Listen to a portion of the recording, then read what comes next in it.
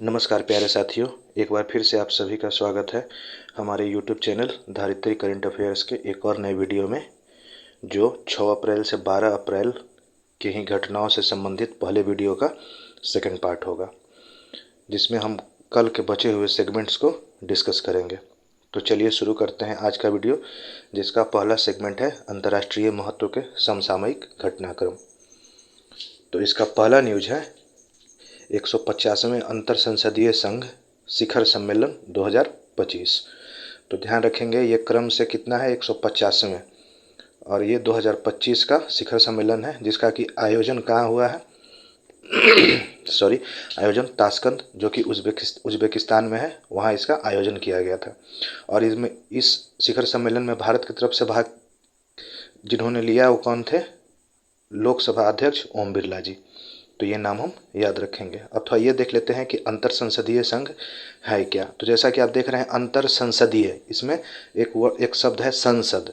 तो ये क्या है, तो हम देखेंगे कि तो ये वर्ष 1889 में स्थापित अंतर संसदीय संघ संसदीय कूटनीति के माध्यम से शांति को बढ़ावा देने वाले पूरे विश्व के जो अलग अलग देश हैं उनके राष्ट्रीय संसदों का वैश्विक संगठन है, जिसका मुख्यालय कहाँ है? जिनेवा में है। और वर्ष 2025 तक अगर हम बात करें तो इसके 182 संसद सदस्य हैं और 15 सहयोगी सदस्य हैं।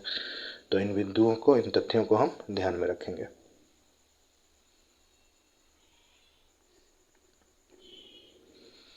अगला न्यूज है श्रीलंका के राष्ट्रपति, नाम याद रखिएगा, श्रीलंका के राष्ट्रपति अनुरा कुमार दिसानायके ने पीएम मोदी को श्रीलंका का सर्वोच्च नागरिक सम्मान, जो कि मित्र विभूषण है, वो प्रदान किया। तो ये दोनों तथ्य हम लोग ध्यान रखेंगे। सर्वोच्च नागरिक सम्मान श्रीलंका का जो मित्र विभूषण है, और राष्ट्रपति जो है अनुरा कुमार दिसानायके। और यह किसी विदेशी राष्ट्र द्वारा भारतीय प्रधानमंत्री को दिया गया 22वां सम्मान था। तो आप ध्यान रखिएगा, जैसा कि इमेज में भी देख सकते हैं, हमारे प्रधानमंत्री जी वो सम्मान ग्रहण कर रहे हैं। अगले न्यूज़ की तरफ बढ़ते हैं हम लोग, जो है हैंड्स ऑफ, अर्थात अपना हाथ दूर रखे। ये एक तरह का प्रोटेस्ट था, अर्थात विरोध था, जो कहाँ, इसका संबंध कहाँ से है? तो अमेरिका से है। तो ये किस लिए आयोजित किया गया था? तो ये अमेरिकियों द्वारा डोनाल्ड ट्रंप की दूसरे देशों पर लागू की गई टैरिफ के विरोध में। अब हम लोग थोड़ा सा टैरिफ के बारे में देखेंगे। टैरिफ है क्या? तो टैरिफ, जिसे हम लोग हिंदी में सीमा शुल्क या आयात शुल्क भी कहते हैं, यह एक प्रकार का कर है जो एक देश द्वारा दूसरे देश से आयात किए गए सामानों पर लगाया जाता है। यानी कि जैसे मान लीजिए भारत अगर अमेरिका से कोई वस्तु आयात करता है, तो उस पे जो कर लगाया जाएगा भारत के द्वारा, उसको हम लोग क्या कहेंगे? सीमा शुल्क या आयात शुल्क, या अंग्रेजी में उसको हम लोग टैरिफ कहेंगे। तो जैसा कि हाल ही में काफ़ी चर्चा में रहा था कि राष्ट्रपति जो है डोनाल्ड ट्रंप, उन्होंने दुनिया के बहुत सारे देशों पर टैरिफ लगाया था। तो उससे उत्पन्न परिस्थितियों के कारण जो है, जैसे महंगाई न बढ़ जाए या अन्य उत्पादों के दाम अचानक से न बढ़ जाए, तो इन सब चीज़ों को ध्यान में रखते हुए अमेरिकियों द्वारा ये इस टैरिफ के विरोध में एक प्रोटेस्ट जारी किया गया था, जिसका नाम क्या था? Hands of. तो ये ध्यान रखिएगा। अगला न्यूज़ है, हम लोग ध्यान से देखेंगे। पहले न्यूज़ को देख लेते हैं कि दी वर्ल्ड त्रिपिटक, यानी जिसे हम लोग हिंदी में त्रिपिटक कहते हैं, सज्जया फोनेटिक, यानी कि ध्वन्यात्मक। इसका अर्थ ये होता है कि शामिल अक्षरों या शब्दों के सटीक उच्चारण के साथ इसका एक जो एडिशन था, जो कि क्या है, एक बौद्ध ग्रंथ है, वो 6ठे बिम्स्टेक सम्मेलन के द्वारा थाईलैंड की प्रधानमंत्री पैटोंगटान सिनावात्रा द्वारा प्रधानमंत्री मोदी को उपहार में दिया गया। तो ये क्या था? तो ये त्रिपिटक सज्जा का फोनेटिक एडिशन था, यानी ध्वन्यात्मक संस्करण था। और ये किसके द्वारा प्रदान किया गया है? तो ये प्रधानमंत्री, थाईलैंड के प्रधानमंत्री पैटोंगटान सिनावात्रा द्वारा प्रधानमंत्री को, ये ध्यान में रखेंगे हम लोग। थोड़ा सा ये भी देख लेते हैं कि त्रिपिटक होता क्या है। हम लोगों ने पढ़ा भी है इसके बारे में, लेकिन फिर से एक बार मैं आपको रिमाइंड करवा देता हूँ कि त्रिपिटक ये भगवान बुद्ध के, महात्मा बुद्ध के उपदेशों, मठ से संबंधित नियमों और बौद्ध सिद्धांतों की व्याख्याओं का संग्रह है, जो अलग अलग ग्रंथ के रूप में, जिसे हम लोग त्रिपिटक कहते हैं, और इसके 3 भाग हैं कुल। विनय पिटक जो कि मठ से संबंधित नियमों और अनुशासन का संग्रह है, सुत पिटक जो कि बुद्ध के उपदेशों का संग्रह है, और अभिधम्म पिटक जो कि बौद्ध सिद्धांतों की व्याख्या और विश्लेषण से संबंधित ग्रंथ है, और इनको सामूहिक रूप से त्रिपिटक कहा जाता है। तो ये ध्यान रखिएगा। और इसी से संबंधित जो अगला पाठ है कि जैसा कि जो उपहारों का आदान प्रदान होता है, तो उसमें वापस प्रधानमंत्री नरेंद्र मोदी द्वारा भी कुछ उपहार दिए गए हैं। उन उपहारों को भी ध्यान में रखिएगा, जिसमें पहला क्या है, सारनाथ बुद्ध की पीतल की मूर्ति, वाराणसी की ब्रोकेट सिल्क शॉल, छत्तीसगढ़ की डोकरा कला से संबंधित आकृति वाली पीतल की नाव, और सोने की परत चढ़ी मोती के साथ बाघ की आकृति वाली कफलिंग्स। ध्यान रखेंगे, जिसमें मीनाकारी का काम दिखाया गया है उस कफलिंग्स में, जो कि राजस्थान और गुजरात की विरासत है। कफलिंग्स जनरली हम लोग कहते हैं, जब हम शर्ट पहनते हैं तो जो स्लीव को नीचे लाकर अपने रिस्ट पर लॉक करते हैं, तो एक तरह का जो बटन होता है उसको हम लोग कफलिंग्स कहते हैं। तो प्रधानमंत्री ने उपहार के रूप में ये सभी चीज़ें प्रदान की, और इन सभी चीज़ों का ध्यान रखेंगे, जिसमें छत्तीसगढ़ का डोकरा कला था, वाराणसी की brocade silk shawl, Sarnath Buddha की पीतल की मूर्ति, और सोने की परत चढ़ी हुई कफलिंग्स जिसपे मीनाकारी का काम दिखाया गया था, जो जिसका संबंध कहाँ से है, राजस्थान और गुजरात की जो विरासत है। 3 तथ्यों को हम ध्यान में रखेंगे।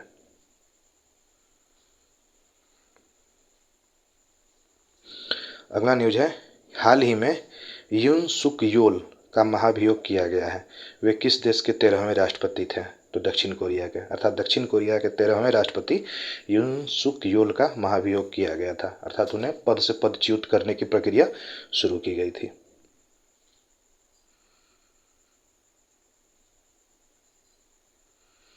अगला न्यूज है, सिनबेट, अमन और मोसाद, ये तीनों जो है इजरायल के प्रमुख खुफिया संगठन है। नाम याद रखिएगा, सिनबेट, अमन जो कि सैन्य खुफिया विभाग है, और मोसाद जो कि विदेशी खुफिया विभाग है, और ये तीनों सामूहिक रूप से इजरायल के खुफिया संगठन है। अगले न्यूज़ की तरफ हम लोग बढ़ेंगे, जो है कि 2000 से लेकर 2023 अर्थात 23 वर्षों का जो ये कार्यकाल है का एक रिपोर्ट है। वो रिपोर्ट किस नाम से यूएन के द्वारा प्रकाशित किया गया है? तो मातृ मृत्यु दर का रुझान, इस नाम से ये रिपोर्ट प्रकाशित किया गया है। अब उस रिपोर्ट से संबंधित हम लोग महत्वपूर्ण बिंदुओं पर थोड़ा सा एक नज़र डालेंगे। और इसमें क्या है, जैसा कि आप नाम में देख रहे हैं, मातृ मृत्यु दर, यानी कि इसमें सबसे पहले स्थान पर नाइजीरिया है। यानी 2000 से लेकर 2023 में जिन देशों में सबसे अत्यधिक मातृ मृत्यु दर देखा गया है, उनमें पहले स्थान पर नाइजीरिया है। भारत दूसरे स्थान पर है, जहां केवल 2023 में ही 19,000 गर्भवती महिलाओं की मृत्यु हुई है, जो पूरे दुनिया का 7.2% है, अर्थात पूरी दुनिया में जितनी मृत्यु हुई है उसका 7.2% है। हालांकि एक जो सकारात्मक पक्ष है वो ये है कि भारत में 2000 से 2023 की अवधि के बीच मातृ मृत्यु दर में 78% की गिरावट भी दर्ज की गई है, और 78% की गिरावट दर्ज किए जाने के बाद भी अभी हम दुनिया में दूसरे स्थान पर हैं।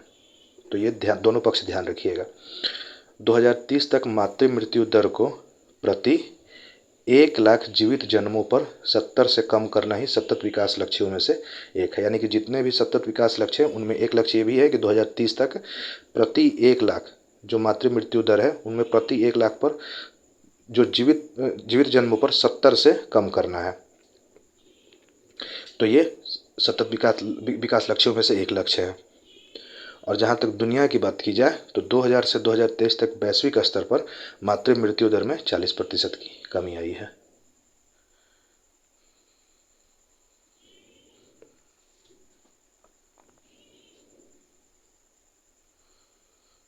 अगले न्यूज़ की तरफ हम लोग बढ़ते हैं। सॉरी, क्लोजल बायोसाइंसेस, ध्यान रखिएगा, ये कंपनी है जिसका नाम है क्लोजल बायोसाइंसेस नाम की कंपनी ने प्राचीन डीएनए और जीन संपादन तकनीक का इस्तेमाल करके डायर वुल्फ को पुनर्जीवित करने का दावा किया है। ये इसलिए न्यूज़ में था, ध्यान रखिएगा, चूँकि ये जो है भेड़िया की एक प्रजाति थी जो धरती से लगभग 12,000 साल पहले विलुप्त हो गई थी। तो 12,000 साल पहले विलुप्त हो गई इस प्रजाति को इस कंपनी ने डीएनए और जीन संपादन तकनीक का इस्तेमाल करके फिर से जीवित किया है।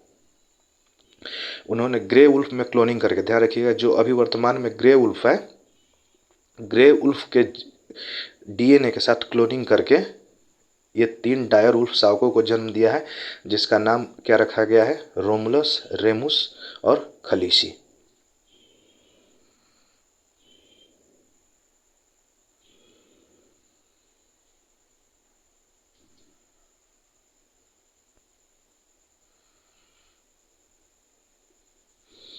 अगला न्यूज है कि राष्ट्रपति द्रौपदी मुर्मू की पुर्तगाल यात्रा। ध्यान रखिएगा, हमारी माननीय राष्ट्रपति जी ने अभी पुर्तगाल की यात्रा की थी, जिसके बाद राष्ट्रपति को लिस्बन शहर के मेयर द्वारा सिटी की ऑफ ऑनर प्रदान किया गया। तो ये ध्यान में रखिएगा। अब चूंकि ये पुर्तगाल से संबंधित न्यूज़ है, तो थोड़ा हम ये भी देख लेते हैं कि पुर्तगाल के राष्ट्रपति कौन है अभी। तो मार्सेलो रिबेलो डिसूजा। और थोड़ा पुर्तगाल के बारे में जान लेते हैं कि ये क्या है। तो दक्षिणी यूरोप में इबेरियन प्रायद्वीप पर स्थित एक देश है। तो इस प्रायद्वीप का नाम याद रखिएगा।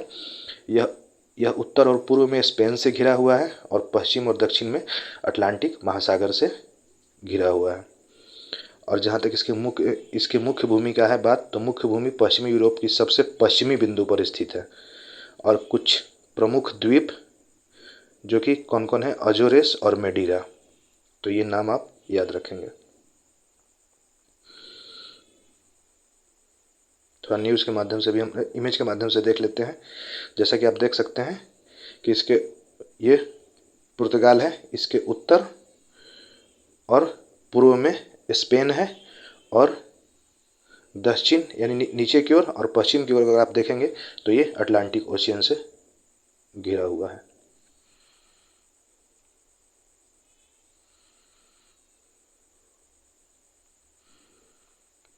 अगला न्यूज़ है कि भारत को 2025 से 2027 यानी 2 वर्षों के लिए 2025 से 2027 के कार्यकाल के लिए संयुक्त राष्ट्र ISAR, जिसे हम लोग लेखा और रिपोर्टिंग के अंतर्राष्ट्रीय मानक भी कहते हैं, तो इस कार्यकाल के लिए सर्वसम्मति से नियुक्त किया गया है संयुक्त राष्ट्र ISAR द्वारा भारत को। तो ध्यान रखिएगा। और ये जो संयुक्त राष्ट्र ISAR है वो क्या है? तो ये एक समूह है जो वैश्विक स्तर पर लेखांकन और वित्तीय रिपोर्टिंग मानकों को विकसित करने में मदद करता है। और ये ISAR जो है अंकटाड के तहत कार्य करता है।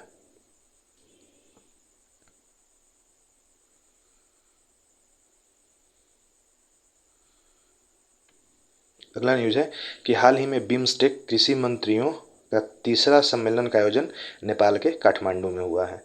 और इसमें भारत की तरफ से भाग जो लिए हैं उनका नाम है केंद्रीय कृषि एवं किसान कल्याण तथा ग्रामीण विकास मंत्री श्री शिवराज सिंह चौहान जी।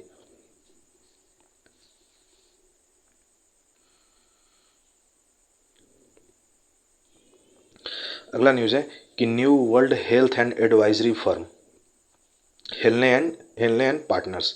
ध्यान रखिएगा, हेनले एंड पार्टनर्स क्या है? तो एक फर्म है जो कि लंदन बेस्ड फर्म है। तो इनके अध्ययन के अनुसार दुनिया में सबसे ज़्यादा जो मिलीनियर हैं यानी करोड़पति जितने भी देश हैं, उनमें सबसे अधिक मिलीनियर यानी करोड़पति का पलायन जो हो रहा है वो लंदन से हो रहा है। अगला न्यूज़ है कि दुनिया का पहला 3D प्रिंटेड रेलवे स्टेशन किस देश के द्वारा बनाया गया है? तो ये जापान के द्वारा बनाया गया है। और ये क्या है? 3D printed railway station. अच्छा, 3D प्रिंटिंग मशीन के माध्यम से वर्कशॉप में क्या होता है कि अलग अलग चीज़ों को अलग अलग बनाकर फिर एक जगह असेंबल कर दिया जाता है। तो जैसा कि अब चूंकि ये रेलवे स्टेशन है, तो हो सकता है इससे संबंधित जो भी स्ट्रक्चर होगा उसमें छत को कहीं किसी और जगह असेंबल किया गया होगा, दीवारों को किसी और जगह असेंबल किया गया होगा, फिर उनको एक जगह बनाया गया होगा और फिर उनको एक जगह पर लाकर असेंबल कर दिया गया है। यानी छत किसी और जगह पे बनाए गए होंगे और दीवार किसी और जगह पे बनाए गए होंगे और फिर उनको एक जगह लाकर असेंबल कर दिया गया है। तो ध्यान रखेंगे इसको भी। अगला न्यूज़ है डेथ सेंटेंसेस एंड एग्जीक्यूशंस यानी मृत्युदंड और फांसी, जो कि इससे संबंधित रिपोर्ट है जिसको कि एमनेस्टी इंटरनेशनल द्वारा जारी किया गया है। और एमनेस्टी इंटरनेशनल क्या है? तो इसकी स्थापना 1961 में की गई थी और इसका मुख्यालय लंदन में है। अब इस रिपोर्ट की कुछ मुख्य बातें हैं, उनको हम लोग देख लेते हैं। तो इसमें क्या है कि पिछले 10 वर्षों में सर्वाधिक फांसी 2024 में दी गई है। तो ध्यान रखिएगा, ये जो एक एक दशक का जो रिपोर्ट है उसमें क्या है कि पिछले 10 वर्षों में सर्वाधिक फांसी 2024 में दी गई है, जिसकी संख्या 1518 है, जो कि 2023 के मुकाबले 32% ज़्यादा है। कुल दी गई फांसी में 40% फांसी का कारण जो है ड्रग्स रहा है। और टॉप 3 कंट्रीज़ जिन्होंने इसको एग्जीक्यूट किया है, यानी कि मृत्युदंड दिया है और फिर उसको एग्जीक्यूट किया है, तो उसमें ईरान पहले स्थान पर है, सऊदी अरेबिया दूसरे स्थान पर है और इराक तीसरे स्थान पर है। और इसी का एक और प्रमुख बिंदु ये है कि दुनिया के 145 देशों ने फांसी को समाप्त भी कर दिया है। तो इन तथ्यों को हम ध्यान में रखेंगे। तो इस तरह से आज का एक और सेगमेंट हमारा समाप्त हुआ। अब हम लोग अगले सेगमेंट की तरफ बढ़ते हैं, जो है भारत और विश्व भूगोल, पर्यावरण, पारिस्थितिकी, जैव विविधता, जलवायु परिवर्तन से संबंधित ये समसामयिक घटनाक्रम है। और इसका पहला न्यूज़ है कि हाल ही में सुप्रीम कोर्ट ने, अब ये महत्वपूर्ण इसलिए हो जाता है कि सुप्रीम कोर्ट ने इसमें हस्तक्षेप किया है। और ये क्या है, तो हम देखेंगे कि सुप्रीम कोर्ट ने CEC अर्थात सेंट्रल एम्पावर्ड कमेटी के द्वारा या सेंट्रल एम्पावर्ड कमेटी को अगस्त्यमलाई बायोस्फीयर रिजर्व का सर्वे करने को कहा है, ताकि ये पता लगाया जा सके कि इस बायोस्फीयर रिजर्व में जो गैर वन कार्य किए जा रहे हैं या जो किसी भी तरह का जो कब्जा है जो कि इलीगल है, वो किस हद तक है, किस मात्रा में, उसको ये पता लगाने के लिए उससे संबंधित ये सर्वे किया गया है। अब थोड़ा सा ये हम देख लेते हैं कि अगस्त्यमलाई बायोस्फीयर रिजर्व जो है वो कहाँ है, और इससे संबंधित कुछ और बिंदुओं को हम लोग एक बार देख लेंगे। तो इसे 2016 में यूनेस्को वर्ल्ड नेटवर्क के रूप में मान्यता दिया गया था।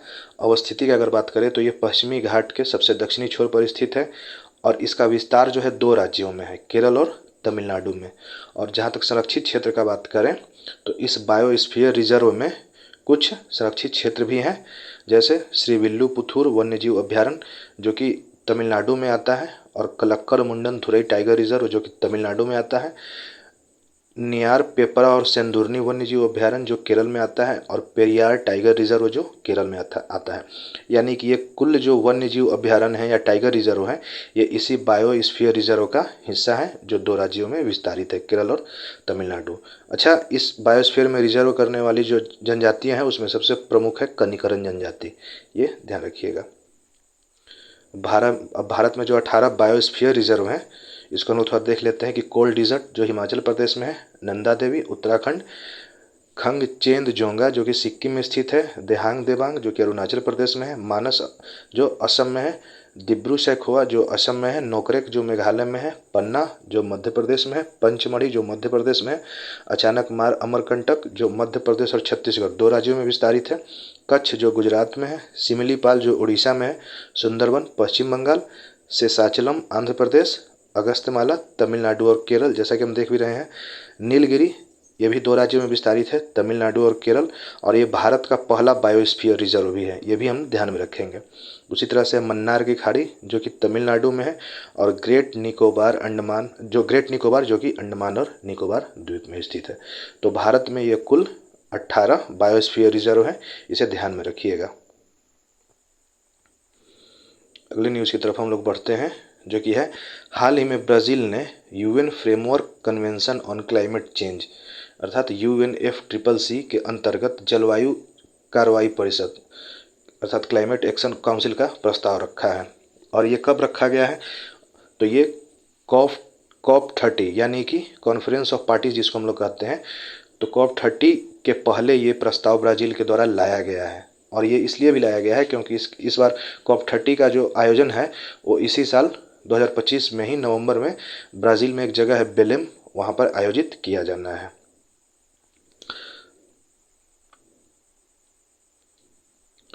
और इसका उद्देश्य क्या है, तो COP बैठकों के दौरान लिए गए जलवायु संबंधी निर्णयों के त्वरित कार्यान्वयन में सहायता करना।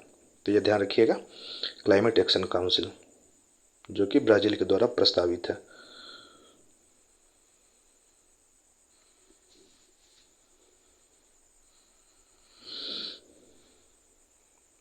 अगला न्यूज़ है कि भारतीय प्राणी सर्वेक्षण द्वारा किए गए एक नए अध्ययन में ब्लैक फ्लाई प्रजाति की सटीक पहचान के लिए DNA बारकोडिंग की शुरुआत की गई है। अब ये न्यूज़ क्यों महत्वपूर्ण हो जाता है, तो हम ध्यान रखेंगे कि अब ये न्यूज़ आप समझ सके, इसका पूरा इससे संबंधित जब आप बिंदुओं को समझेंगे तो आपको समझ में आ जाएगा कि ये न्यूज़ क्यों ध्यान में है और क्यों इससे संबंधित पहल जो है भारतीय प्राणी सर्वेक्षण द्वारा शुरू किया गया है। तो एक बीमारी है जिसे हम लोग रिवर ब्लाइंडनेस कहते हैं। वो क्या है? तो एक उपेक्षित उष्णकटिबंधीय रोग है जो कि परजीवी कृमि ओंकोसेरेका वोल्वुलस के कारण होता है। ध्यान रखिएगा, एक पैरासाइट है जिसका नाम है ओंकोसेरेका वोल्वुलस, उसके कारण ये डिजीज होता है, ये रोग होता है जिसे हम लोग रिवर ब्लाइंडनेस कहते हैं। और ये रोग जो है मनुष्यों में सिमुलियम वंश से संबंधित संक्रमित ब्लैक फ्लाई, यानी जो एक ब्लैक फ्लाई काली मक्खी होती है उसके काटने से फैलता है, जो तेज बहाव वाली नदियों और झरनों के पास प्रजनन करते हैं। और विश्व स्तर पर अब आपको ये समझ में आएगा कि क्यों इससे संबंधित अध्ययन जो है किया जा रहा है कि विश्व स्तर पर यह संक्रमण से संबंधित अंधेपन का कारण बनने में ट्रेकोमा के बाद दूसरे स्थान पर है। यानी वैश्विक स्तर पर जितने भी अंधेपन से संबंधित बीमारियां हैं उसमें पहले स्थान पर ट्रेकोमा है और दूसरे स्थान पर रिवर ब्लाइंडनेस है। और ये क्या है? ये उप सहारा अफ्रीका में स्थानिक है, लैटिन अमेरिका और यमन के कुछ हिस्सों में भी पाया जाता है। और चूंकि भारत में भी नदियों का, झील झरनों का एक बहुत बड़ा इकोसिस्टम है, तो भारत में भी इस तरह के केसेस भविष्य में न उभरें उससे संबंधित पहले ही जो बचाव से संबंधित पहल है उसमें क्या है कि ब्लैक फ्लाई प्रजाति का सटीक पहचान करके उसके डीएनए को बारकोड करना है ताकि इस तरह की घटनाओं को भारत में होने से रोका जा सके।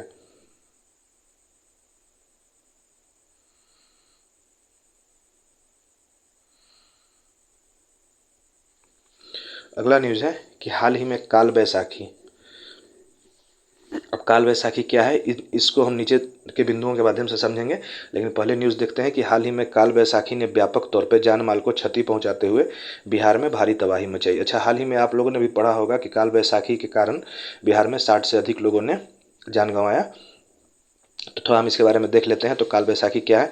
तो काल बैसाखी का अर्थ है बैसाख महीने, जो कि अप्रैल मई के बीच होता है। मिड अप्रैल से लेकर मिड में आने वाली आंधी तूफान के साथ होने वाली बरसात से है, जिसमें मानसून से पूर्व तेज बारिश होती है। यानी ये क्या है? तो ये एक तरह का आंधी तूफान है जिसमें आंधी तूफान तो आता ही, उसके साथ वर्षा भी आती है।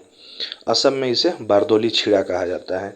और यह वर्षा जो है पूर्वी तथा उत्तर पूर्वी, ध्यान रखिएगा, यानी कि पूर्वी राज्यों तथा उत्तर पूर्वी के कुछ राज्यों में, जैसे खासतौर पे असम और मेघालय जो उत्तर पूर्वी राज्य हो गए, पश्चिम बंगाल, उड़ीसा, झारखंड के साथ बिहार, और इसके अतिरिक्त उत्तर प्रदेश के पूर्वी क्षेत्र में काल बैसाखी जो होता है उसका प्रभाव इस महीने में रहता है। और इसके साथ साथ ये बांग्लादेश में भी तबाही मचाता है। और ये क्या है? तो एक मौसमी तूफान है जो इसी महीने में हर वर्ष आता है। और इसका कारण क्या है? तो ठंडी और गर्म हवा जब आपस में टकराते हैं तो उससे बनने वाला यह तूफान जो होता है तेज हवा, वज्रपात और बारिश तीनों एक साथ लाता है। अब इसमें गर्म हवा वो छोटा नागपुर के पठार से उठती है, जबकि ठंडी और नम हवा वो बंगाल की खाड़ी से उठती है। और जब तो ये दो विपरीत प्रकृति की हवाएं आपस में टकराती है तो इस मिश्रण से वातावरण में अस्थिरता उत्पन्न होता है, जिससे अचानक हवा, बारिश और बिजली चमकती है। तो ये ध्यान रखिएगा, क्योंकि यह उत्तर पश्चिम दिशा से आने वाली पवनों के कारण होता है, तो इन्हें नॉर्वेस्टर्स भी कहा जाता है। उत्तर पश्चिम ध्यान रखेंगे, नॉर्थ और वेस्ट, तो इसीलिए इन्हें नॉर्वेस्टर्स यानी उत्तर पश्चिमी पवन भी कहा जाता है। और ये प्रत्येक वर्ष आने के साथ कुछ अपने साथ आपदाएं भी लेकर आती हैं, जिनमें जान माल का क्षति भी होता है, लेकिन उसके साथ साथ इसके कुछ लाभ भी है। जैसे यह जूट जैसी खरीफ फसलों के लिए बेहद उपयोगी है। और अन्य राज्यों में भी, उन राज्यों का जो कृषि का एक पैटर्न है, तो उससे संबंधित जो कृषि है उनके लिए ये लाभदायक साबित होता होगा, लेकिन ये मौलिक रूप से जूट जैसी खरीफ फसलों के लिए बेहद उपयोगी माना जाता है। अब ग्रीष्म ऋतु में भारत में अनेक स्थान पर तेज आर्द्र पवनें चलने लगती हैं, जिन्हें देश के विभिन्न स्थानों में भिन्न भिन्न नाम से भी जाना जाता है। तो थोड़ा सा उन ग्रीष्म ऋतु में चलने वाली जो आर्द्र पवनें हैं उनके बारे में हम लोग देखेंगे। तो पूर्वी भारत में नॉर्वेस्टर्स, ठीक है, चेरी ब्लॉसम या जिसे कॉफ़ी शावर भी कहा जाता है, यह कर्नाटक की स्थानीय आर्द्र पवन है जो कॉफ़ी बागान के लिए काफ़ी लाभदायक है। इसके अलावा आम्र वर्षा, जो कि मानसून के पूर्व की वर्षा है, जो विशेष रूप से केरल, कर्नाटक और तमिलनाडु के कुछ हिस्सों में होती है। यह आमों को जल्दी पकने में मदद करती है, इसलिए इसे मैंगो रेन या मैंगो सावर भी कहा जाता है। तो इन बिंदुओं को भी ध्यान में रखेंगे, क्योंकि इसी समय में जब काल वैसाखी आ रहा होता है तो देश के कुछ विभिन्न राज्यों में ग्रीष्म ऋतु में दूसरे राज्यों में भी तेज आर्द्र हवाएं भी चलती है, जिनके कारण ये परिस्थितियां निर्मित होती हैं। अगला न्यूज़ है जो कि है 18वीं, ध्यान रखिएगा, 18वीं भारत वन स्थिति रिपोर्ट, जिसे 2024 में जारी किया गया है। अच्छा, ये 2 वर्षों पर जारी किया जाता है, ध्यान रखिएगा। ये 2023 का रिपोर्ट है जिसे 2024 में जारी किया गया है, और 2024 और 2025 के 2 वर्षों का जो सामूहिक रिपोर्ट होगा उसे 2026 में जारी किया जाएगा। और ये कब से प्रकाशित किया जाता रहा है, तो ये 1987 से प्रकाशित किया जा रहा है। किसके द्वारा, तो भारतीय वन सर्वेक्षण द्वारा द्विवार्षिक आधार पर। ठीक है। अच्छा, इससे संबंधित जितने भी हम लोग बिंदु नीचे देखेंगे उसी में उसको देखने से पहले थोड़ा एक और चीज़ देख लेते हैं, भारतीय वन नीति, क्योंकि इसका इस्तेमाल आगे पड़ेगा, इसलिए मैंने इसको संदर्भ के रूप में इसमें ऐड कर दिया है। भारतीय वन नीति 1988 के अनुसार देश के कम से कम 33% भूभाग पर वन और वृक्षों का आवरण होना चाहिए। यानी कि अभी जो अपने देश का जो कुल क्षेत्रफल है, तो ऐसा इस रिपोर्ट में, जो कि एक दस्तावेज है, उसमें ऐसा ये मेंशन किया गया है कि पूरे भूभाग के कम से कम 33% भूभाग पर वन और वृक्षों, यानी वनावरण और वृक्षावरण ये दो अलग चीज़ें हैं। तो कुल मिला के वनावरण और वृक्षावरण के द्वारा 33% भूभाग पर इस तरह का आवरण अवश्य होना चाहिए, हरित आवरण अवश्य होना चाहिए। अब इससे पहले कि आगे बढ़े तो थोड़ा समझ लेते हैं कि ये है क्या। तो भारत दोनों में अंतर क्या है मूल रूप से, भारतीय वन सर्वेक्षण और भारतीय वन नीति। अब प्रकृति का जहाँ तक बात करें तो भारतीय वन सर्वेक्षण का एक जो कि एक संगठन है और ये एक नीतिगत दस्तावेज है, यानी कि ये व्यापक तौर पर है जो बहुत सारी चीज़ों को अपने अंदर समेटे हुए है। और मुख्य कार्य की अगर बात करें तो भारतीय वन सर्वेक्षण का मुख्य कार्य है वन क्षेत्र का मूल्यांकन और निगरानी करना। ध्यान रखेंगे, वन क्षेत्र का मूल्यांकन और निगरानी करना। और भारतीय वन नीति का जो कार्य है ये वनों के संरक्षण, प्रबंधन और उपयोग के लिए दिशा निर्देश जारी करना। निगरानी आवृत्ति का अगर बात करें तो ये प्रत्येक 2 साल में किया जाता है और इससे संबंधित कोई भी निगरानी आवृत्ति नहीं है। अगर लक्ष्य का बात करें तो वन संसाधनों की जानकारी एकत्र करना और पर्यावरण स्थिर, दूसरा जो है पर्यावरण स्थिरता और वन आश्रित लोगों की सुरक्षा से संबंधित जितने भी पहल किए जा सकते हैं उन पहलों को प्रकाश में लाना या उससे संबंधित जो नियम है, उससे संबंधित जो दिशा निर्देश है वो जारी करना। ध्यान रखेंगे, भारतीय वन सर्वेक्षण के द्वारा जो वन स्थिति रिपोर्ट जारी किया जाता है और भारतीय वन नीति के द्वारा, जैसा कि ऊपर हम लोगों ने मेंशन देखा भी है कि इसका जो इसके नीतिगत दस्तावेज का हिस्सा है कि 33% भौगोलिक क्षेत्र पर वनों का आच्छादन होना चाहिए। अब इससे संबंधित, इस रिपोर्ट से संबंधित हम लोग बिंदुओं को देखते हैं जो कि समझना ज़्यादा आसान हो जाएगा। तो इस रिपोर्ट के प्रमुख निष्कर्ष जो हैं वो कुछ इस प्रकार हैं कि इसमें जो पहला बिंदु है कि देश में जो कुल वनावरण है वो 7,15,343 वर्ग किलोमीटर में है, जिसका कि अगर प्रतिशतता के हिसाब से देखें तो जो 21.76% है। यानी कि देश में के पूरे भूभाग का 21.76% भूभाग पर वनावरण है और वृक्ष आवरण जो है वो 3.41% भूभाग पर है, जो कि 1,12,014 वर्ग किलोमीटर में है। और जब कुल का बात करें हम तो वनावरण और प्लस वृक्षावरण यानी कि 21.76% प्लस 3.41%, यानी कि कुल इस समय भूभाग पर 25.17% भारत के भूभाग पर अभी हरित आवरण है। यानी कि अभी भी हम लोग जो भारतीय, जैसा कि हम लोग ने ऊपर देखा था कि भारतीय वन नीति के हिसाब से 33% भूभाग पर वन और वृक्षों का आवरण होना चाहिए, यानी कि अभी भी हम लोग अपने लक्ष्य से 8% दूर हैं। इसका अगला बिंदु है कि 19 राज्यों और संघ राज्य क्षेत्रों, ध्यान रखिएगा ये सामूहिक रूप से है कि भारत में 19 राज्य या संघ राज्य ऐसे हैं कुल मिलाकर जो 33% से अधिक भौगोलिक क्षेत्र, जिनका कि 33% से अधिक भौगोलिक क्षेत्र जो है वन आवरण के अंतर्गत आता है। यानी कि जो लक्ष्य है उन लक्ष्य को उन्होंने बहुत पहले ही हासिल कर लिया है या उस लक्ष्य के पार चले गए हैं। 8 राज्य या केंद्र शासित प्रदेश ऐसे हैं सामूहिक रूप से जिनमें लगभग 75% से अधिक वनावरण है। जो कौन कौन है, तो मिजोरम है, लक्षद्वीप है, अंडमान और निकोबार द्वीप समूह है, अरुणाचल प्रदेश है, नागालैंड है, मेघालय है और त्रिपुरा तथा मणिपुर है। तो ध्यान रखिएगा, इसमें राज्य भी हैं और केंद्र शासित प्रदेश हैं और सामूहिक रूप से इनकी संख्या 8 है। अब 2021 की तुलना में ध्यान रखिएगा, जो पिछला रिपोर्ट था उसकी तुलना में वन आवरण में 156 वर्ग किलोमीटर की वृद्धि हुई है और वृक्षावरण में 1289 वर्ग किलोमीटर की वृद्धि हुई है। यानी कि शनैः शनैः चरय व्यती करके हम लोग धीरे धीरे अपने लक्ष्य को हासिल करने की ओर अग्रसर हैं। वन और वृक्ष आवरण में अधिकतम वृद्धि दर्शाने वाले शीर्ष 3 राज्य, ध्यान रखिएगा, वन में भी और वृक्ष में भी, दोनों तरह के हरित आवरण में वृद्धि दर्शाने वाले 3 राज्य हैं। उनमें पहले स्थान पर है छत्तीसगढ़, जिसने इन 2 वर्षों में लगभग 684 वर्ग किलोमीटर की वृद्धि को हासिल किया है। उसके बाद उत्तर प्रदेश और उड़ीसा दोनों सामूहिक रूप से हैं, जिनमें इन 2 वर्षों में 559 वर्ग किलोमीटर की हरित आवरण में वृद्धि आई है और तीसरे स्थान पर राजस्थान है। तो इन तथ्यों को ध्यान में रखिएगा। इससे संबंधित बहुत सारे सवाल टुकड़ों में पूछे जा सकते हैं और इसमें जो भी ऑप्शंस होंगे वो मल्टीपल ऑप्शंस होंगे, जो और उससे बहुत सारे सवाल ऑप्शन दे के उससे एक से अधिक विकल्प जो होंगे चयन करने के लिए आपसे पूछा जा सकता है। अब इसमें अगला जो बिंदु है कि वन आवरण, केवल वन आवरण, ध्यान रखिएगा कि वन आवरण में अधिकतम वृद्धि दिखाने वाले शीर्ष 3 राज्य हैं मिजोरम, गुजरात और ओडिशा। और सबसे अधिक वन एवं वृक्ष आवरण में शीर्ष 3 राज्य, यहाँ ओवरऑल का बात किया जा रहा है। जो अभी देश में जितने भी शीर्ष जो राज्य हैं जिनमें सबसे अधिक वर्ग किलोमीटर में हरित आवरण जो है वो है, उसमें मध्य प्रदेश पहले स्थान पे आता है, जहां सबसे अधिक 85,724 वर्ग किलोमीटर में हरित आवरण है।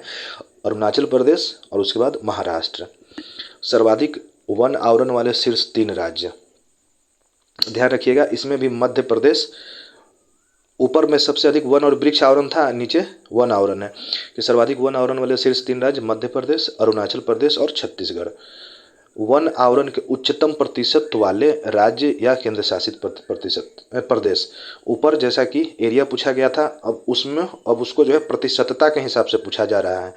तो ध्यान दीजिएगा इन सभी चीज़ों को, क्योंकि कहीं से भी सवाल इसमें से बनाए जा सकते हैं और पूछे जा सकते हैं कि वन आवरण के उच्चतम प्रतिशतता वाले राज्य और केंद्र शासित प्रदेश में लक्षद्वीप पहले स्थान पर है, जो कि जिनके कुल एरिया के 91.33% पर हरित आवरण है। मिजोरम दूसरे स्थान पर है और अंडमान और निकोबार तीसरे स्थान पर है।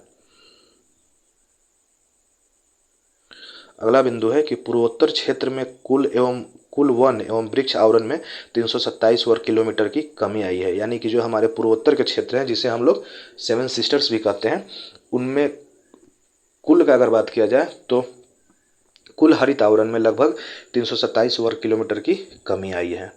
अब कच्छ वनस्पति आवरण का बात कर लेते हैं, जैसा कि मैंग्रोव, जिसको कि हम लोग मैंग्रोव कवरेज भी के नाम से भी जानते हैं, जो कि देश के अलग अलग हिस्से में है। तो इसमें क्या है, तो देश में कुल मैंग्रोव कवरेज जो है 4,992 वर्ग किलोमीटर है, जो देश के कुल भौगोलिक क्षेत्र का 0.15% है। और इसमें वृद्धि और कमी की अगर बात किया जाए तो 2021 के आकलन की तुलना में देश के मैंग्रोव कवरेज में 7.43 वर्ग किलोमीटर की शुद्ध कमी आई है, जिसमें गुजरात में 36.39 वर्ग किलोमीटर की कमी आई है तथा आंध्र प्रदेश में 13.01 वर्ग किलोमीटर की वृद्धि हुई है। तो ये दोनों चीज़ ध्यान रखिएगा। वर्ष 2021 में किए गए पिछले आकलन की तुलना में बांस क्षेत्र जो होता है, यानी बांस जो कि एक प्रकार का हरित आवरण है, जो हमारे देश में बहुत सारे कमर्शियल पर्पसेस के लिए, इसके अलावा हम लोग ग्रामीण क्षेत्रों में भी व्यापक तौर पर इस्तेमाल किया जाता है। तो बांस से संबंधित जो आवरण है उसमें 5,227 वर्ग किलोमीटर की वृद्धि हुई है। और इससे संबंधित जो अगला बिंदु है कि वनों में कार्बन स्टॉक में भी वृद्धि हुई है। अब इसका संबंध हरित आवरण से है। जैसे जैसे आप हरित आवरण में वृद्धि करते जाएंगे तो उससे क्या होगा कि वन की वृद्धि या वृक्षों में के आवरण में वृद्धि से देश में कार्बन स्टॉक में भी जो होगा वृद्धि आएगा। यानी कि जितने ज़्यादा हरित आवरण होगा वो पेड़ जो होंगे उतने ही अधिक मात्रा में कार्बन को क्या करेंगे, सोखेंगे। तो इससे संबंधित जो वृद्धि है उसको थोड़ा देख लेते हैं कि देश के वनों में कुल कार्बन स्टॉक 7285.5 मिलियन टन होने का अनुमान है, जो कि पिछले आकलन की तुलना में देश के कार्बन स्टॉक्स जो पिछले आकलन की तुलना में 81.5 मिलियन टन की वृद्धि को दर्शाता है। यानी जैसे जैसे हम अपने लक्ष्य की ओर बढ़ रहे हैं, गंतव्य की ओर बढ़ रहे हैं, जिसमें हरित आवरण बढ़ रहा है, तो यानी देश में कार्बन स्टॉक में भी वृद्धि होता जाएगा, कार्बन स्टॉक की क्षमता में भी वृद्धि होता जाएगा। अब रिपोर्ट में प्रयुक्त कुछ शब्दावली है, थोड़ा उसको भी समझ लेते हैं। जैसे कि मैंने शुरू में बोला था कि वन आवरण और वृक्षावरण दोनों अलग अलग चीज़ है, तो इसको थोड़ा हम लोग देख लेते हैं। तो रिपोर्ट में प्रयुक्त प्रमुख शब्दावलियों में पहला है वन आवरण, जो कि क्या है कि भूमि का वह हिस्सा जो वन पारिस्थितिकी तंत्र से ढका हुआ है, जिसमें 10% से अधिक वृक्ष क्षेत्र घनत्व और 1 हेक्टेयर से अधिक क्षेत्रफल वाले क्षेत्र शामिल हैं। इनको ध्यान में रखिएगा। वन आवरण किन्हें कहा जाता है? तो एक ऐसा पारिस्थितिकी वन पारिस्थितिकी तंत्र जो 10%, जहाँ 10% से अधिक वृक्ष क्षेत्र घनत्व है और 1 हेक्टेयर से अधिक क्षेत्रफल वाला क्षेत्र है। अब वो कुछ भी हो सकता है इसमें, तीनों ही, यानी सरकारी भूमि भी हो सकता है, निजी भूमि भी हो सकता है और सामुदायिक भूमि भी हो सकता है। तो ये वन आवरण का परिभाषा है। और वृक्षावरण का अगर बात किया जाए तो वन क्षेत्र के बाहर, यानी वन क्षेत्र के बाहर पेड़ से ढका हुआ क्षेत्र, यानी जो प्लांटेड क्षेत्र है जहाँ पे बड़ी मात्रा में पेड़ लगाए गए हैं, यानी वैसा क्षेत्र जो जिसका एरिया जो हो, रकबा जो हो, क्षेत्रफल हो 1 हेक्टेयर से कम का जो क्षेत्र हो, तो उसको हम लोग वृक्षावरण का क्षेत्र कहते हैं। और ये कुछ भी हो सकता है, जैसे खेत में लगाए गए वृक्ष जो खेत के मेड़ पर लगाए जाते हैं, या जो बगीचा होता है उसमें जो पेड़ लगाए जाते हैं, ये वृक्षावरण का उदाहरण है, क्योंकि ये जो है वन क्षेत्र से बाहर है। तो ये ध्यान रखिएगा। इस तरह से हमारा ये सेगमेंट भी समाप्त होता है। अगले सेगमेंट की तरफ हम लोग बढ़ते हैं, जो है भारतीय राज्य व्यवस्था और शासन से संबंधित महत्वपूर्ण समसामयिक घटनाक्रम। अच्छा, इस न्यूज़ को, ये थोड़ा व्यापक है इसलिए इसे हम अच्छी तरह से समझेंगे। और वो क्या है कि तमिलनाडु के राज्यपाल ने राज्य विधायिका द्वारा पारित 10 विधेयकों पर अपनी सहमति रोक दी थी। ध्यान इससे संबंधित सारे बिंदुओं को हम ध्यान से देखेंगे। और न्यूज़ ये इसलिए लाइमलाइट में आया, चर्चा में आया, और आप लोगों ने भी संभव है सुना होगा इसे, कि ये क्या है।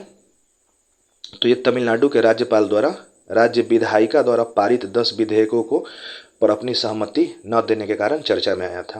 अब इसके पृष्ठभूमि को थोड़ा देख लेते हैं कि वो क्या है कि विधायिका द्वारा इन विधेयकों को फिर से अधिनियमित करने के बाद, यानी कि पहली दफ़ा, जैसा कि हम जानते हैं कि किसी राज्य में जो संबंधित कानून बनाए जाते हैं, राज्य से संबंधित, उससे संबंधित जो विधायिका होती है उन कानून को बनाती है। उसके लिए क्या किया जाता है कि राज्य के विधानसभा में है एक बिल लाया जाता है, अर्थात एक विधेयक लाया जाता है, जिसपे सर्वसम्मति से मत दिए जाते हैं और मतदान के बाद वो पास होता है। और अगर उस राज्य में, संबंधित राज्य में अगर राज्य परिषद है तो वहाँ भेजा जाता है, और अगर राज्य परिषद न हो तो सिर्फ विधानसभा में ही उस विधेयक को पास करने के बाद राज्यपाल के पास भेजा जाता है, ताकि वो साइन कर सके, अपनी सहमति दे सके, जिसके बाद वो विधेयक कानून के तौर पे अस्तित्व में आ जाए। तो इसमें जो पृष्ठभूमि है कि विधायिका द्वारा इन विधेयकों को फिर से अधिनियमित करने के बाद, यानी एक बार अधिनियमित करने के बाद राज्यपाल ने उन्हें वापस लौटा दिया था, जिसके बाद जो विधानसभा थी उसने फिर से उसी विधेयक को सर्वसम्मति से पास करके राज्यपाल के पास भेजा था, ताकि वो सहमति प्रदान कर सके। लेकिन हुआ क्या कि राज्यपाल ने उन्हें राष्ट्रपति के विचार के लिए आरक्षित करने का विकल्प चुना, और यहीं से सारा मसला, यहीं से सारा विवाद खड़ा हुआ। तो इससे संबंधित जो फैसला है, थोड़ा सा उन फैसलों को हम लोग एनालिसिस करेंगे, समझेंगे, उस पर डिस्कस करेंगे कि सुप्रीम कोर्ट की 2 जजों की बेंच, नाम याद रखिएगा, जस्टिस JB पारदीवाला और R महादेवन, ने तमिलनाडु के राज्यपाल के इस कृत्य को असंवैधानिक घोषित कर दिया है और राज्य विधेयकों पर राज्यपाल की शक्तियों के संबंध में फैसला भी दिया है। अब उन फैसलों पर थोड़ा सा ध्यान देंगे, और उससे संबंधित जो निष्कर्ष क्या आए हैं उन निष्कर्षों पर भी थोड़ा हम ध्यान देंगे। सुप्रीम कोर्ट का जो इस पर निर्णय है, ध्यान रखिएगा, इसके हर चीज़ को ध्यान से समझना जरूरी है, क्योंकि इससे संबंधित बहुत सारे सवाल पूछे जा सकते हैं, इसलिए इन पे ध्यान रखिएगा। अब इसमें सुप्रीम कोर्ट का जो निर्णय है वो है सबसे पहला अनुच्छेद 200 को लेकर, आर्टिकल 200 को लेकर, जिसका व्याख्या सुप्रीम कोर्ट के द्वारा कुछ इस तरह से किया गया था कि अनुच्छेद में कहा गया है कि राज्यपालों को किसी विधेयक पर यथाशीघ्र कार्रवाई करनी होगी। यथाशीघ्र कार्रवाई का मतलब आप उसे लंबे समय के लिए लंबित नहीं कर सकते हैं, लंबे समय के लिए आप उस पर अपना सहमति प्रदान करने से नहीं बच सकते हैं, यानी कि आपको सहमति देना होगा, यानी इसी को यथाशीघ्र कार्रवाई करना कहा जाता है, जो त्वरित कार्रवाई करने का दायित्व डालता है किस पे, राज्यपाल पे, और विधेयक पर अनिश्चित काल तक रोके रखने की अनुमति नहीं देता है। यानी कि अनुच्छेद 200 की व्याख्या करते हुए सुप्रीम कोर्ट ने कहा था कि अगर कोई विधेयक दोबारा पास, एक बार पास होने के बाद दोबारा पास होने के बाद भी राज्यपाल के पास चला जाए तो ये राज्यपाल का कर्तव्य है, ये उनका संवैधानिक ड्यूटी है कि उस विधेयक को अनिश्चित काल तक के लिए रोक कर नहीं रख सकते हैं, और उस विधेयक को उनका मन हो चाहे न हो, लेकिन उनको यथाशीघ्र कार्रवाई के तहत सहमति प्रदान करना होगा। तो इसकी व्याख्या कुछ इस तरह से सुप्रीम कोर्ट के द्वारा की गई है। इसी से संबंधित जो अगला आर्टिकल है वो है कि सर्वोच्च न्यायालय ने संविधान के अनुच्छेद 201 के तहत राष्ट्रपति द्वारा, ध्यान रखिएगा कि 201 के तहत राष्ट्रपति द्वारा उन विधेयकों पर निर्णय लेने के लिए समय सीमा भी निर्धारित की है जिन्हें राज्यपाल ने राष्ट्रपति की स्वीकृति के लिए आरक्षित किया है। यानी कि जैसा कि हमने देखा इसके शुरू में ही कि राज्यपाल ने उस विधेयक को दोबारा ले जाने के पश्चात राष्ट्रपति के विचार के लिए, राष्ट्रपति के लिए आरक्षित करके रख लिया था।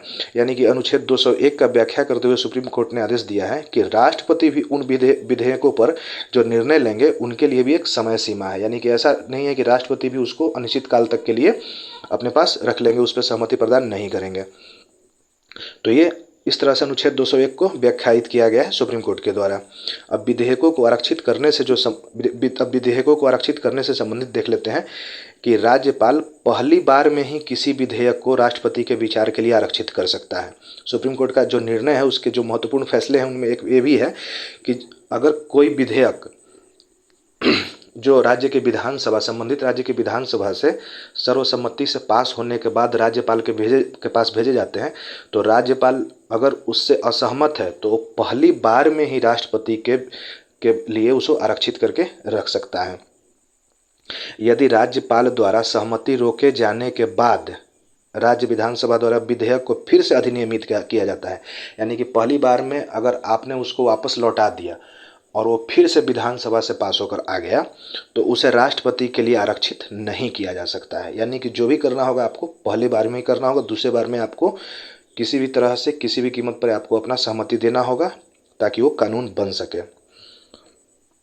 थोड़ा सा इससे संबंधित जो राज्यपाल का विवेकाधिकार है, जैसा कि सुप्रीम कोर्ट का विवेकाधिकार होता है, तो राज्यपाल का विवेकाधिकार जो है, जो कि भारत सरकार अधिनियम 1935 ने राज्यपाल को विधेयकों पर अपने विवेक से निर्णय लेने का अधिकार दिया था। तो ये पॉइंट को ध्यान रखिएगा कि ये भारत सरकार अधिनियम 1935 के समय ये लाया गया था, लेकिन इस वाक्यांश को जब संविधान का निर्माण किया जा रहा था तो इस वाक्यांश को जानबूझकर अनुच्छेद 200 में छोड़ दिया गया था, हटा दिया गया था, जिसका उद्देश्य राज्यपाल को किसी भी विवेकाधीन शक्ति से वंचित करना था। इससे था ताकि किसी भी विधेयक पर राज्यपाल अपनी मनमानी न कर सके और उसको लंबे समय तक लंबित न रख सके।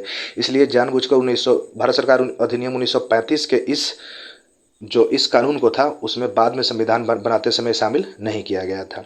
अब जहाँ तक वीटो शक्तियाँ हैं, तो संविधान पूर्ण वीटो या पॉकेट वीटो की परिकल्पना नहीं करता है।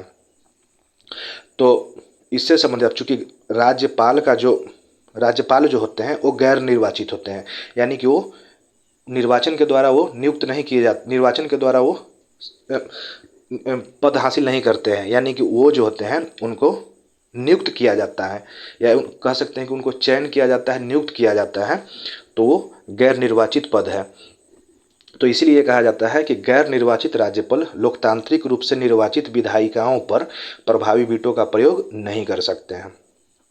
और इस पूरे फैसले का रिजल्ट क्या हुआ, तो इसका जो आउटकम था कि 10 जो लंबित विधेयक थे उसको संविधान के अनुच्छेद 142 का हवाला देते हुए, इस आर्टिकल को भी ध्यान रखिएगा कि जो कि क्या है, तो जो सुप्रीम कोर्ट को पूर्ण न्याय करने की आवश्यकता से संबंधित कोई भी आदेश पारित करने की अनुमति देता है। तो अपने इसी शक्ति का प्रयोग करते हुए, यानी कि शक्ति आर्टिकल 142 का प्रयोग करते हुए सुप्रीम कोर्ट ने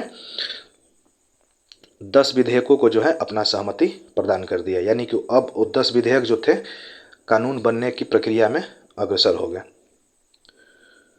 इससे संबंधित कुछ और बिंदु हैं जिनको हम लोग देखेंगे कि सुप्रीम कोर्ट ने स्पष्ट किया कि राज्यपाल को राज्य मंत्री परिषद की सलाह पर कार्य करना ही होगा, उसका अपना स्वतंत्र विवेकाधिकार नहीं है। जैसा कि हमने ऊपर मेंशन किया था कि राज्यपाल को स्वतंत्र विवेकाधिकार नहीं दिया गया है। हालांकि इससे संबंधित कुछ अपवाद हैं जिसको हम लोग देख लेते हैं कि यदि किसी पारित विधेयक से हाई कोर्ट या सुप्रीम कोर्ट की शक्तियाँ प्रभावित होती हैं तो राज्यपाल अनुच्छेद 200 के तहत अपनी शक्तियों का प्रयोग कर सकता है। यानी किसी राज्य के राज्यपाल को ऐसा लगा कि राज्य ने कोई ऐसा विधेयक लाया है जिससे हाई कोर्ट या सुप्रीम कोर्ट की शक्तियां प्रभावित होती हैं, तब राज्यपाल उससे अनुच्छेद 200 के तहत अपनी शक्तियों का प्रयोग करके उसे लंबित रख सकता है।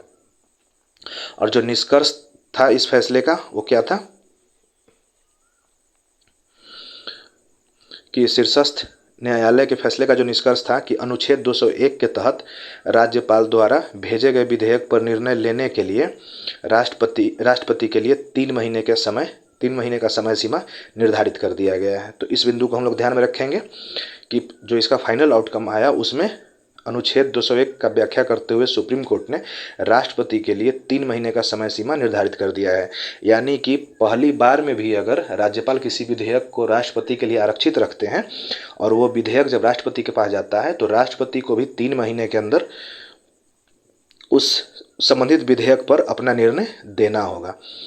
और वो क्या है कि सुप्रीम कोर्ट ने माना कि राष्ट्रपति अनिश्चित काल तक की स्वीकृति में देरी करके पूर्ण वीटो का प्रयोग नहीं कर सकते हैं। क्योंकि देखिए किसी भी राज्य से संबंधित विधानसभा जो विधेयक लाती है तो उससे राज्य से संबंधित जो विकास के काम होते हैं वो उससे संबंधित विधेयक होता है, और उससे संबंधित विधेयक को अगर आप लंबे समय तक के लिए रोके रखते हैं तो इससे राज्य की विकास का जो एक क्रम है वो प्रभावित हो सकता है। इसीलिए शीर्षस्थ न्यायालय ने सुप्रीम कोर्ट ने ऐसा निर्णय दिया है कि राष्ट्रपति राज्यपाल के द्वारा आरक्षित किए गए विधेयक पर 3 महीने के अंदर जो होगा उनको निर्णय देना होगा।